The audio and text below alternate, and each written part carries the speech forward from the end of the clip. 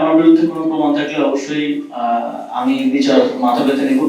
তবে আপনারা এর আগে দেখেছেন যে এখন পর্যন্ত অনেক প্রচারণা আছে, কিন্তু কোনো সলিড কোনো কিছু তারা এখন পর্যন্ত কেউই দিতে পারেনি, দিতে ব্যর্থ হয়েছে। বাংলাদেশে আমরা দেখেছি যখন আমাদের মতো শক্তিশালী সরকার ক্ষমতায় ছিল, তখনও তাদের কোথায় কি আছে সবকিছু বের করা গেছে। তো আমার যদি থাকে আপনারা বের করেন, আমি এটা চ্যালেঞ্জ করছি, আপনারা সরাসরি কথা বলেন।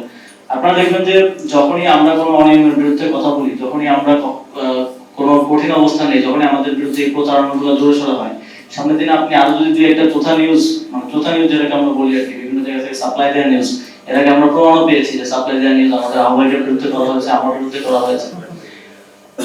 দেখতে পান আগামী 2 দিনের মধ্যে, তাহলে অবাক হওয়ার কিছু নেই। কারণ আমরা ঋণ খেলাপিদের বিরুদ্ধে আমাদের শক্ত অবস্থান দেখিয়েছি। বাংলাদেশের কোন রাজনৈতিক দল এরকম কঠোর অবস্থান নিতে পারেনি।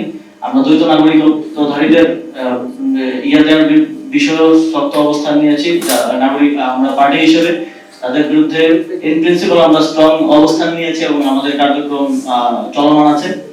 সেই জায়গা থেকে যারা এর ফলে ভুক্তভোগী হচ্ছে, যে 1700 কোটি টাকার ঋণ খেলাপি, যে আমাদের এই কার্যক্রমের ফলে আমাদের এই জবাবদিহিতা আদায়ের, বাংলাদেশের জনগণের পক্ষ থেকে আমরা যে জবাবদিহিতা আদায় করতে চাই সেই কার্যক্রমের ফলে ভুক্তভোগী হচ্ছে, তিনি তো অবশ্যই তার 17 কোটির 1 কোটি আমাদের বিরুদ্ধে ইউজ করতে পিছপা হবেন না। ফলে এটা খুব স্বাভাবিকভাবে আমি ধরে নিচ্ছি। তবে খুবই দুঃখজনকভাবে আমরা দেখলাম যে আমরা নির্বাচন কমিশনের সাথে এই বিষয়গুলো নিয়ে কাজ করছিলাম, নির্বাচন কমিশনকে জবাবদিহিতার আওতায় আনছিলাম। কিন্তু নির্বাচন কমিশনকে প্রশ্ন করলে সেটার জবাব যদি কোন রাজনৈতিক দলের কিংবা ছাত্র সংগঠনের লোকেরা দেয়, তাহলে আসলে বোঝা যাচ্ছে যে আমাদের নির্বাচন কমিশন এবং নির্বাচনটা কোন দিকে যেতে যাচ্ছে